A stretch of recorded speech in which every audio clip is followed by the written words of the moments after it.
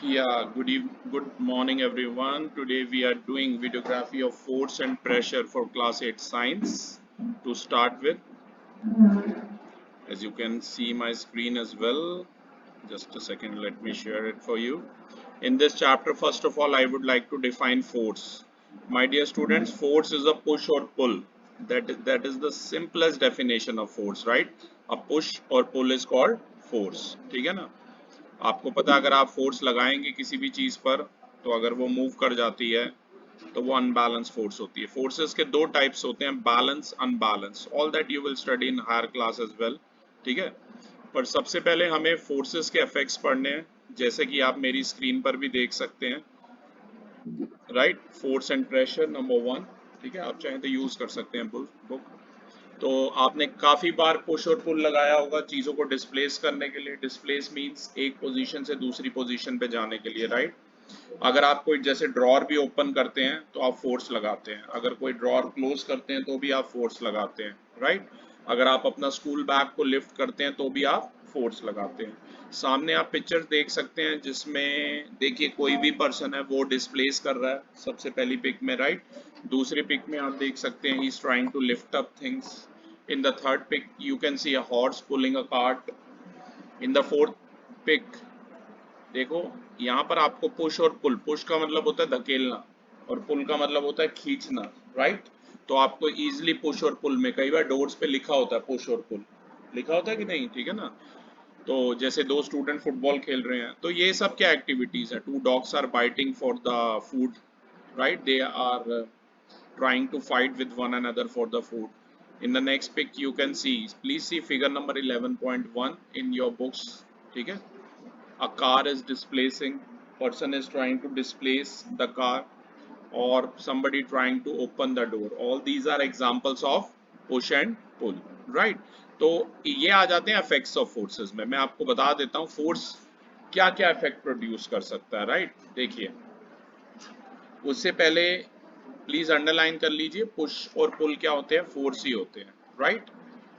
जो डायरेक्शन है जिसमें आप ऑब्जेक्ट को पुश या पुल करेंगे बेटा उसे कहेंगे डायरेक्शन ऑफ द फोर्स। कहने का मतलब है किस डायरेक्शन में आप फोर्स अप्लाई कर रहे हैं। जैसे मान लो ये की सेट पड़ा है और मैं इसको मूव करा रहा हूँ एक पर्टिकुलर डायरेक्शन में, तो जिस डायरेक्शन में मैं फोर्स लगा रहा हूँ the body is also moving in that particular direction, right. तो ऐसी डायरेक्शन बेटा जिसमें हम पुश या पुल लगा रहे हैं उसे क्या बोलेंगे, डायरेक्शन ऑफ फोर्स कहेंगे। सेकंड पेज है, पेज नंबर पढ़ो यहाँ पर क्या है, ठीक है। पेज नंबर है 142, those who have that book. एक एक्टिविटी भी गिवन है क्रिटिकल थिंकिंग में, आप देख सकते हैं कि अगर आप पुश और पुल लगाना चाहते हैं तो पिक्चर्स देख सकते हैं। तो इस पिक्चर में आप देखो, अगर देखिए पहली पिक में ध्यान से देखिए, there are two persons which are applying force on the एल्मेरा।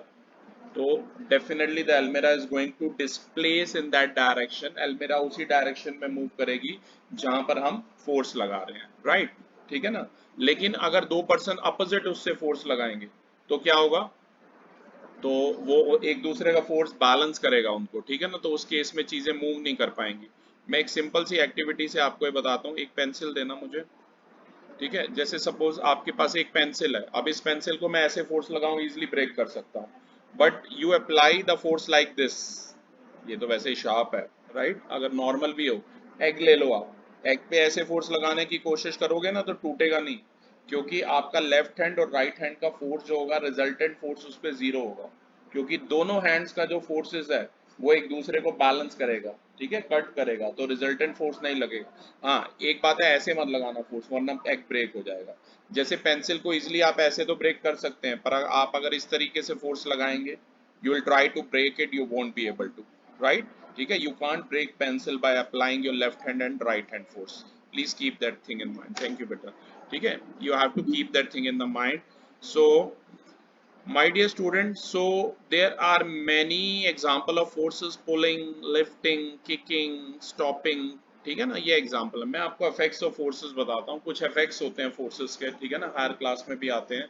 जैसे force can make a stationary body move, कि कोई स्थिर बॉडी पड़ी है। राइट नाउ दिस की सेट, ठीक है ना, जैसे मैंने यहाँ पर एक एक्टिविटी करके बता रहा हूँ कि एक की सेट है वो यहाँ पर पड़ा हुआ है ऐसे, and if I apply the force on it then it will move. आपको आप भी एक्टिविटी कर सकते हैं। A chair is standing at still position, ठीक है ना, स्टिल पड़ी हुई है। तो अगर आप उस पर फोर्स लगाएंगे तो क्या हो जाएगी, वो मूव कर जाएगी, राइट। तो उस पर आप फोर्स अप्लाई कर सकते हैं, राइट, ठीक है। अब ऐसे ही एक और एग्जांपल है, फोर्स कैन चेंज द, पहला हो गया स्टेट ऑफ रेस्ट चेंज कर दी फोर्स ने, स्टेट ऑफ रेस्ट से मोशन में आ गए, ठीक है, ओके। और दूसरा जो एग्जांपल है उसमें क्या होता है कि अगर कोई चीज मोशन में है तो उसे हम रेस्ट में ला सकते हैं, right. If something is moving then it can come to rest. Suppose कि football, suppose we are doing an activity, we are playing football, I passed on the football to you, you stopped it with the help of your leg, football was in motion, now it will come to rest। तो पहला fact क्या था, force can change the state of rest, पहला तो state of rest, rest से motion में ले आती है, और दूसरा है मोशन से ऑब्जेक्ट को रेस्ट में ला सकती है। तो दोनों ही केसेस में हम जो पोजीशन है ऑब्जेक्ट की वो चेंज कर सकते हैं, ठीक है ना। स्टेट ऑफ मोशन से रेस्ट में ला सकते हैं और रेस्ट से मोशन में ला सकते हैं, क्लियर है, ठीक है। ये चैप्टर काफी इंपॉर्टेंट है क्योंकि 9th क्लास में भी सेम है, फिर आगे 11th में भी है, राइट, अगर आप साइंस ऑप्ट करेंगे तो फोर्स जो है आपका स्टेट ऑफ मोशन को चेंज कर सकती है, किसी भी स्टेट ऑफ बॉडी को। अगर कोई स्टॉप है बॉडी, उसको मतलब रेस्ट पर है तो उसे मोशन में ला सकती है, और अगर कोई बॉडी मोशन में है तो उसे रेस्ट में ला सकती है, ठीक है। इसके अलावा बात करेंगे, force can change the direction of the body. Example दीजिए, अगर आपके पास कोई एग्जाम्पल है, डायरेक्शन कैसे बॉडी चेंज कर सकती है। हाँ, when you will kick a football, very good, ठीक है ना। या suppose players are standing in different direction during football match, you are passing to one another, so at all the time you are changing the direction of the body, ठीक है ना, clear है ना सभी को। तो डायरेक्शन हर बार body की change हो सकती है, राइट, ठीक है। ये हो गया डायरेक्शन का फंडा। इसके बाद बात करते हैं किसकी, फोर्स ने स्टेट ऑफ मोशन से रेस्ट में ले आई, उसके बाद मोशन से भी रेस्ट में आ गई, डायरेक्शन भी चेंज कर ली।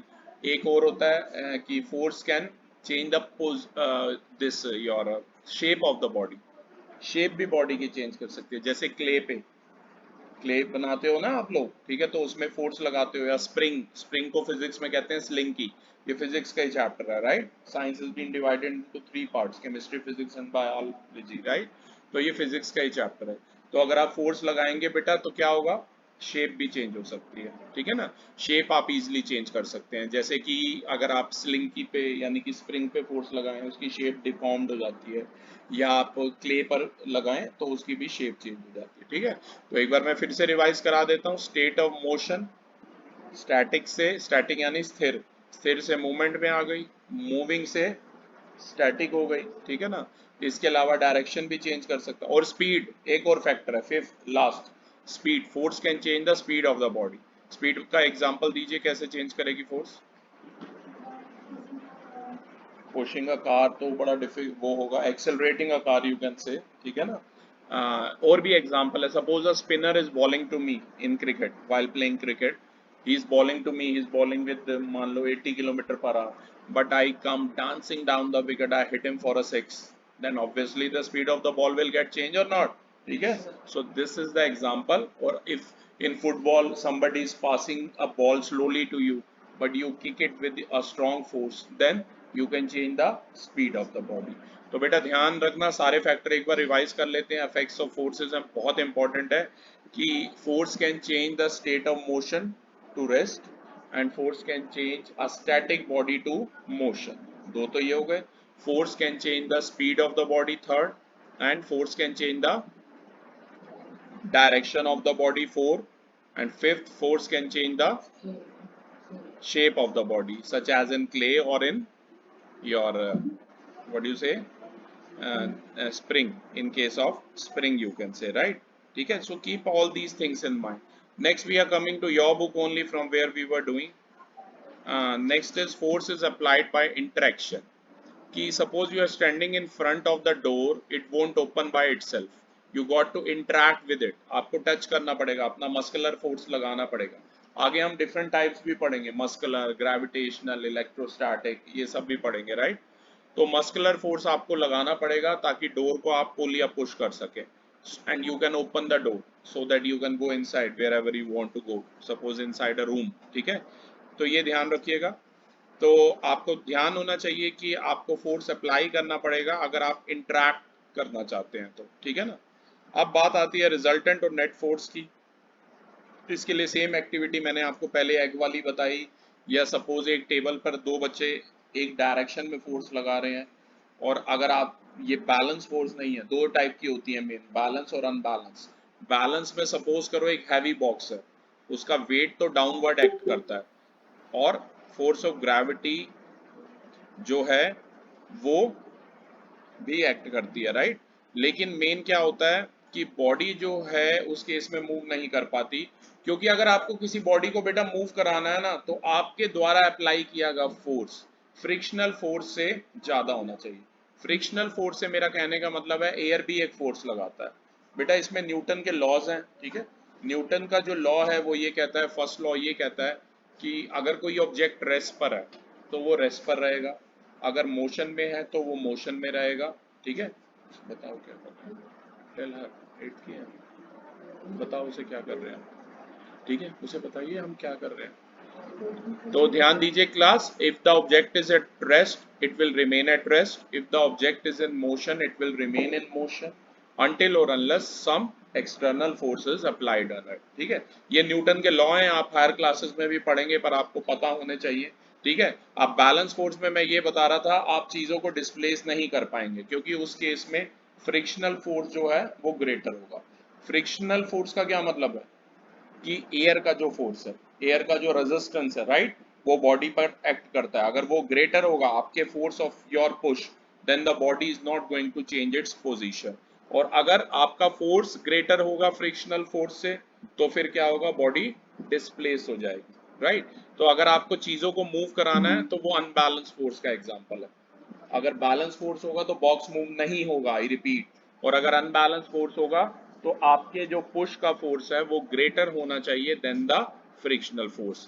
तो जैसा कि आप फर्स्ट वाले फिगर में देख रहे हैं पेज नंबर 142 पर, there are two boys which are applying the force on an अलमीरा and the body is moving in that particular direction, ठीक है ना, बॉडी डिस्प्लेस हो रहा है। तो इसका मतलब क्या है, इस पे कौन सा फोर्स लगा रहे हैं, वो अनबैलेंस फोर्स लगा रहे हैं, ठीक है ना, तभी बॉडी जो अपनी पोजीशन चेंज कर रही है। And if two students are applying force from left to right, as you can see in the second pic, left right से लगा रहे हैं, तो इनका रिजल्टेंट फोर्स कैंसिल करेगा एक दूसरे को, ठीक है ना, जैसा कि टग ऑफ वॉर में होता है, देखते हो ना, दो अपोनेंट दो टीम्स के अलग अलग डायरेक्शन से, तो ऑब्वियसली जो ज्यादा फोर्स लगाएगा वो दूसरे वाले को डिस्प्लेस कर लेगा अपनी तरफ, ठीक है ना। आपने भी ये गेम खेली होगी टग ऑफ वॉर वाली, जैसे कि देखिए दिया भी हुआ है एग्जाम्पल। तो इन सब एक्टिविटीज से बेटा हमने क्या बातें सीखी रिजल्टेंट फोर्स के बारे में, कि जब भी हम फोर्स अप्लाई करते हैं किसी भी ऑब्जेक्ट पर सेम डायरेक्शन में, तो वो ऐड हो जाती है। मतलब दो लोग जब फोर्स लगा रहे हैं एक ही डायरेक्शन में, तो F1 और F2 है, तो रिजल्टेंट फोर्स क्या हो जाएगा, capital F is equal to F1 plus F2। लेकिन जब आमने सामने लगा रहे हैं, अपोजिट डायरेक्शन में लगा रहे हैं, तो वो एक दूसरे का नेगेटिव होगा, मतलब F1 माइनस F2 होगा, ठीक है ना। तो उस बॉडी पर बहुत कम फोर्स लगेगा, ये ध्यान रखिएगा। तो रिजल्टेंट फोर्स जो एक्ट कर रहा होता है ऑब्जेक्ट पर सेम डायरेक्शन में वो ज्यादा होता है, और अगर अपोजिट डायरेक्शन में फोर्स लगा रहे हैं तो वो अपोज करता है एक दूसरे को, और जो नेट फोर्स होता है वो डिफरेंस होता है। बात समझ आई।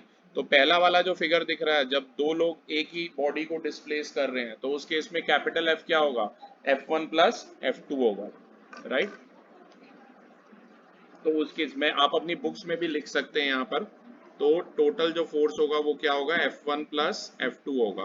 और जो सेकंड वाला केस आपको दिख रहा है जिसमें अपोजिट डायरेक्शन में एक दूसरे को डिस्प्लेस कर रहे हैं, उस केस में कैपिटल F क्या होगा बेटा, F1 माइनस F2 होगा, ये ध्यान रखना, ठीक है। तो ऐसे करके आप नेट फोर्स भी निकाल सकते हैं, आप लिख सकते हैं पेन से या पेंसिल अगर आपके पास है तो, राइट। तो बस इसमें यही है। टग ऑफ वॉर में भी देखिए F क्या होगा बताइए, F1 प्लस F2 या F1 minus F2, minus F2, क्योंकि दोनों, बुक निकाल लो आप, बुक नहीं है आपके पास, फोन, फोन है आपके पास, तो capital F is equal to F1 minus F2 होगा टग ऑफ वॉर में, क्योंकि दोनों टीम्स अपोजिट डायरेक्शन में फोर्स लगा रही हैं, ये ध्यान रखना, ठीक है बेटा। तो इसमें तो यही है, मैं बस सम अप कर रहा हूँ। देखो कोई न्यूटन के लॉज और ये सब हायर क्लासेस में आएंगे, पर फर्स्ट और थर्ड लॉ आपको पता होना चाहिए। फर्स्ट लॉ क्या कहता है, if the object is at rest it will remain at rest, जैसे टेबल अगर रेस्ट पर है तो रेस्ट पर ही रहेगा, until or unless we apply force on it to displace it, ठीक है ना, तो ये हमेशा ऐसे ही पड़ा रहेगा आजीवन, समझे कि नहीं। और जो चीजें मोशन में है वो मोशन में रहेंगी, लेकिन ऐसा होता तो नहीं है। If you stop pedalling your bicycle then it comes to rest.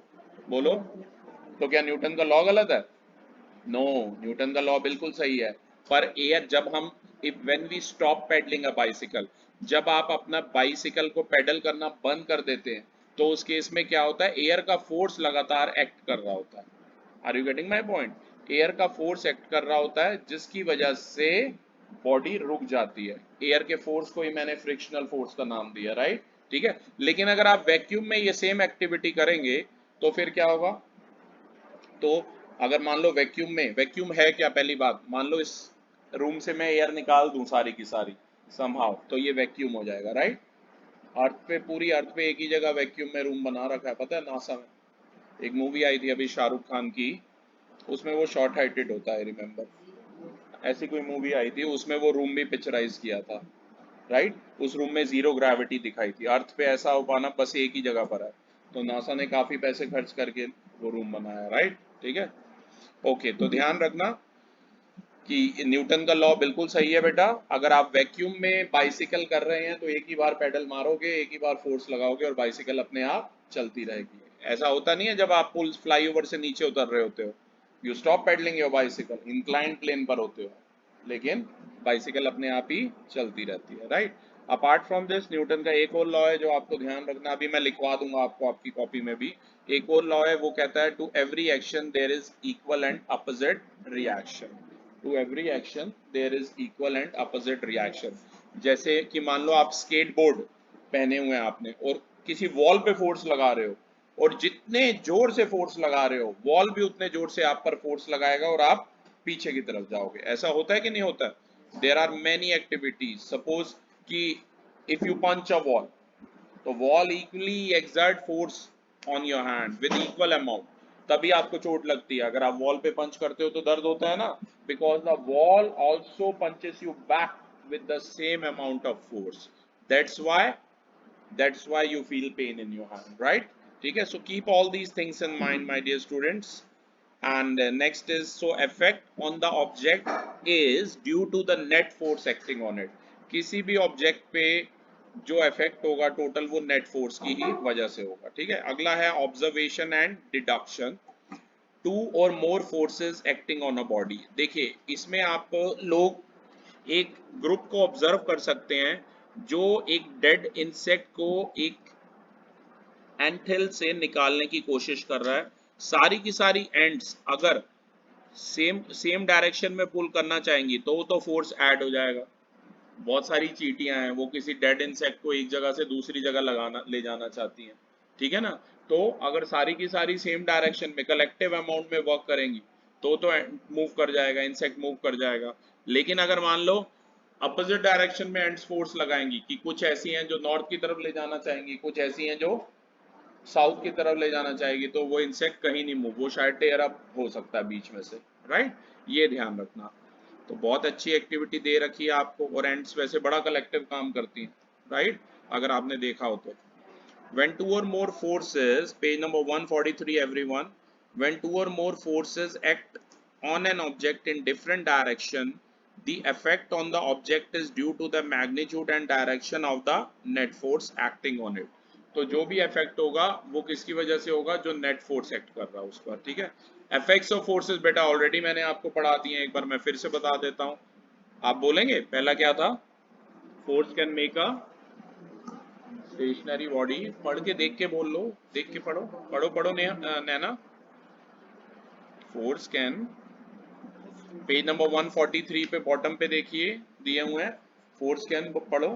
Force can make a stationary object move or can change its position or place. और पॉइंट्स पढ़िए, थोड़ा इसके पास आके पढ़िए। Force can change the speed. Force can change the speed of a moving object. Force can change the direction of motion of an object. Force can change the shape or size of an object.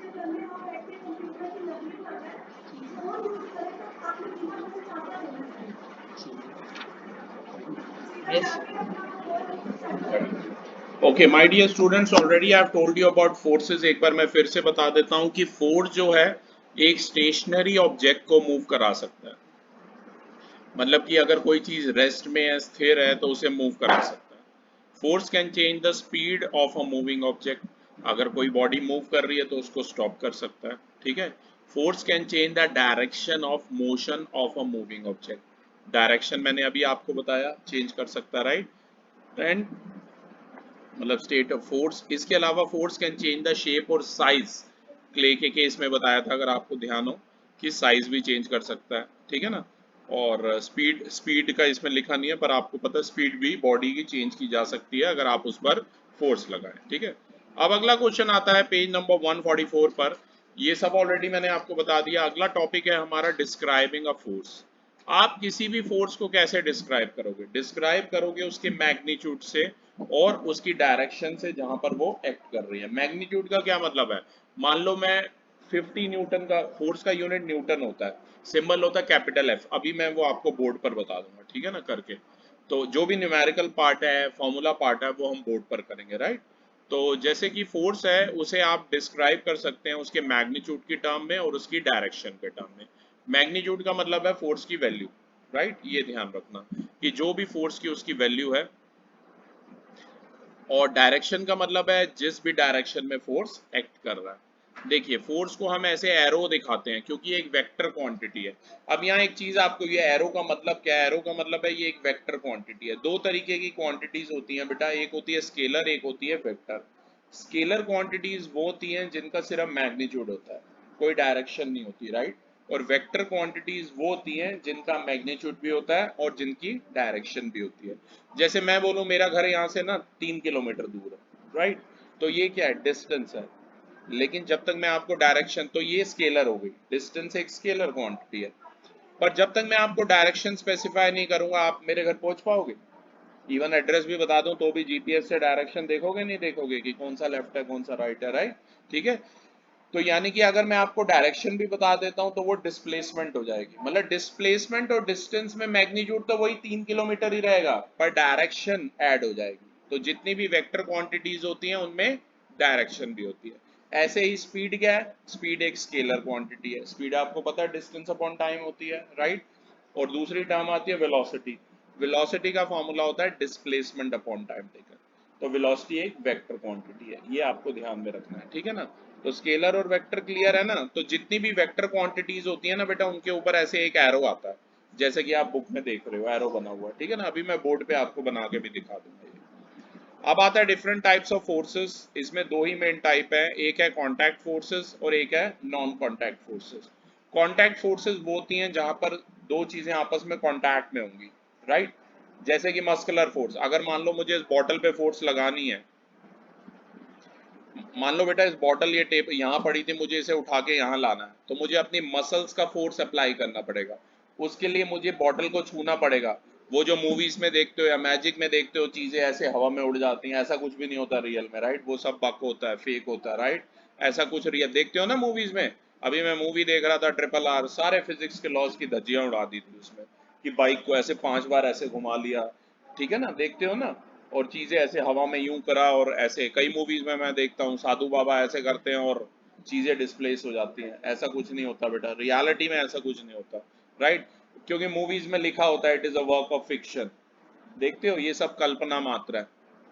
पढ़ते हो पहली line, पर वो हम movie देखते हुए भूल जाते हैं। हमें सही में लगता है शाहरुख खान 10-10 लोगों को उठा सकता है, या कोई साउथ का हीरो है वो ऐसे बाइक को, ऐसे इतनी भारी बाइक, 300 kg की बाइक होगी कम से, मेरे पास जैसे एवेंजर है कम से कम 300 किलो की बाइक। मैं खुद, मेरा मास है 90 kg, मैं 300 kg की बाइक को ऐसे कैसे हवा में नचा लूंगा? I don't know.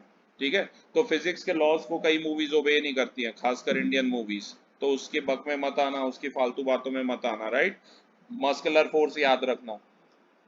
अगर आपको जिम में बहुत मेहनत करनी पड़ेगी, अगर आपको अपने वेट से ज्यादा की चीजों को डिस्प्लेस करना है, समझ रहे हो, पूरा पूरा जीवन लगाना पड़ेगा, ठीक है। ये ध्यान रखना। तो मस्कुलर फोर्स, आप अगर आपको अपना स्कूल बैग उठाना है, मान लो 20 kg का स्कूल बैग है अलॉन्ग विद बुक्स, तो आपको अपना मसल्स का फोर्स अप्लाई करना पड़ेगा, ठीक है ना। और ये फोर्स आपके मसल्स में शक्ति होगी तभी आप उठा पाओगे। फ्रिक्शनल फोर्स मैंने आपको ऑलरेडी बताया, एयर का जो फोर्स होता है जो एक्ट करता है against the direction of motion of the body, उसे क्या बोलेंगे, फ्रिक्शनल फोर्स बोलेंगे। ठीक है, पेज नंबर आप देख सकते हैं, पेज नंबर 144 पर ये सब कुछ गिवन है बेटा।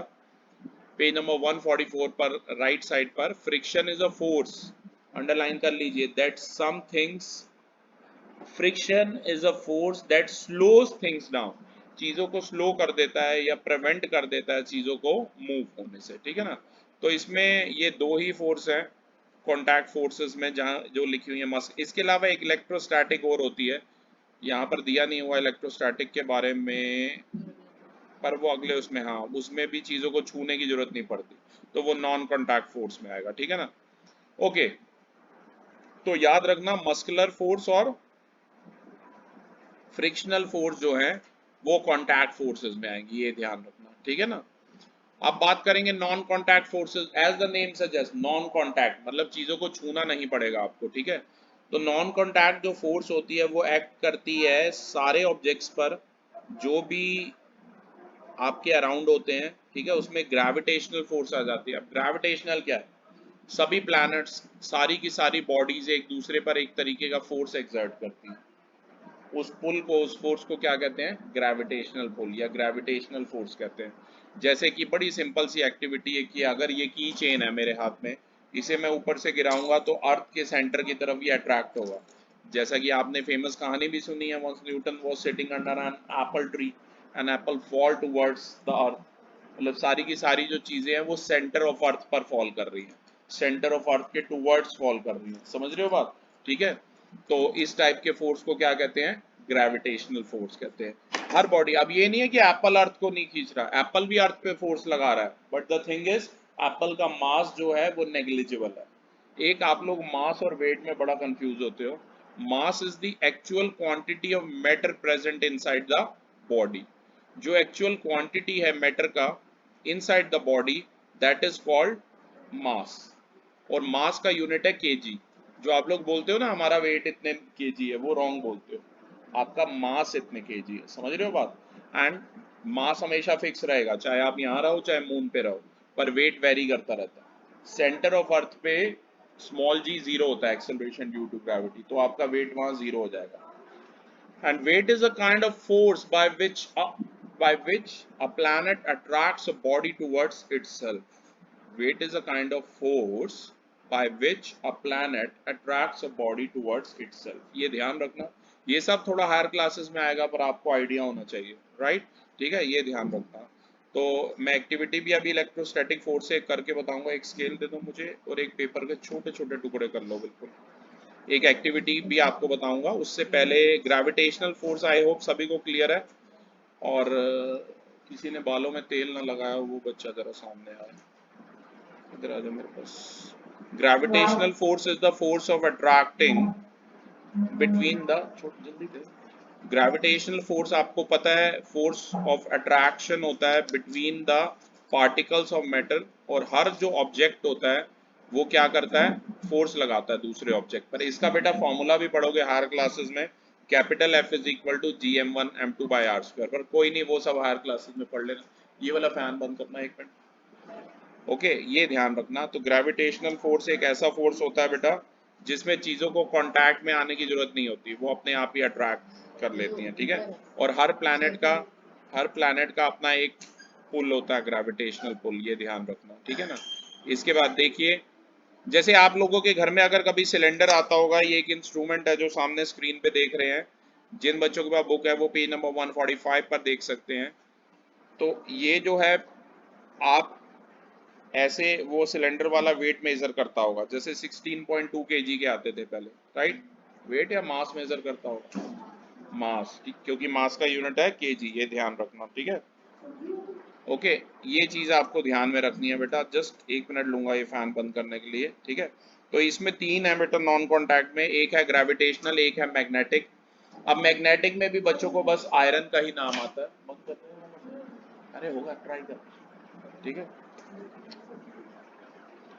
तो ये ध्यान रखना। पेज दो थोड़ा, थोड़ा सा और पेज दो, चलो ओके। मैग्नेटिक फोर्स में मैं बता रहा हूँ, आपको पता है magnet has the property of attracting pieces of iron, cobalt and nickel, ठीक है ना। उससे पहले क्लास में आपको एक एक्टिविटी बताना चाहूंगा इलेक्ट्रोस्टैटिक फोर्सेस से रिलेटेड। ये एक वॉलंटियर है मेरे सामने, क्या नाम है? Virat, very good name. Okay, Virat ने आज ऑयल नहीं लगाया बालों में, ठीक है, आप देख सकते हैं।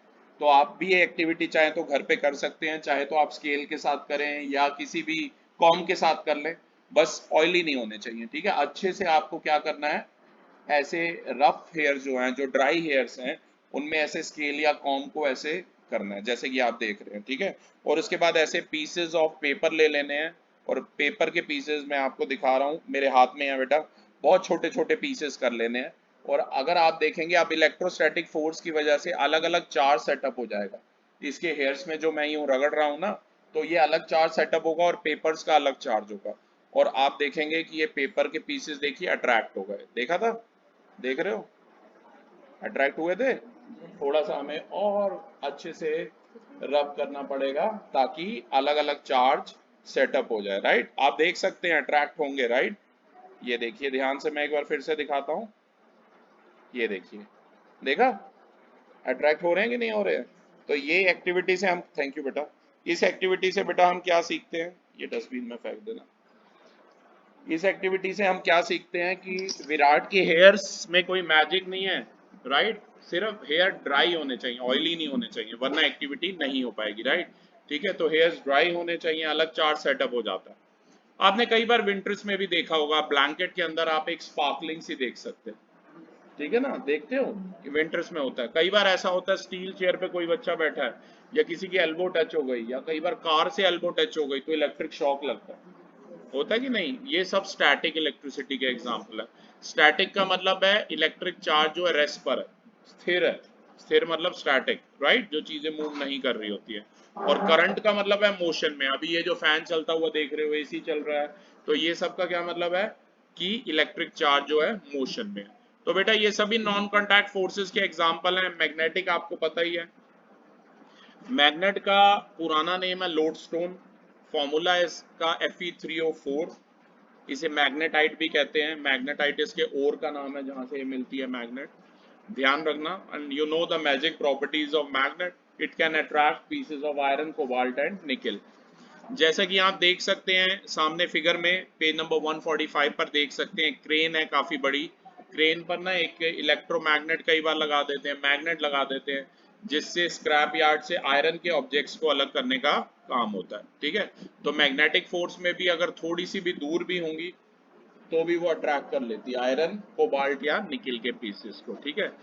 तो आपको पता ही है, क्योंकि जो भी उसके मैग्नेटिक फील्ड के रेंज में आता है उसे वो अट्रैक्ट कर लेती है। तो क्लास ध्यान रखना, इलेक्ट्रोस्टैटिक फोर्स ऑलरेडी मैंने आपको बता दिया, ये भी एक नॉन कॉन्टैक्ट फोर्स का ही एग्जांपल है। नेक्स्ट पेज पर जब भी आप कॉम को रब करेंगे अपने हेयर्स में या स्केल को रब करेंगे, तो ये इलेक्ट्रोस्टैटिक चार्ज एक्वायर कर लेगा।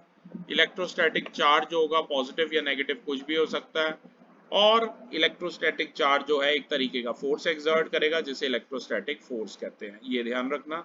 इलेक्ट्रोस्टैटिक फोर्स जो एक मैग्नेटिक फोर्स है जो एक्ट करता है किसी भी डिस्टेंस से, और नॉन कॉन्टैक्ट फोर्स है।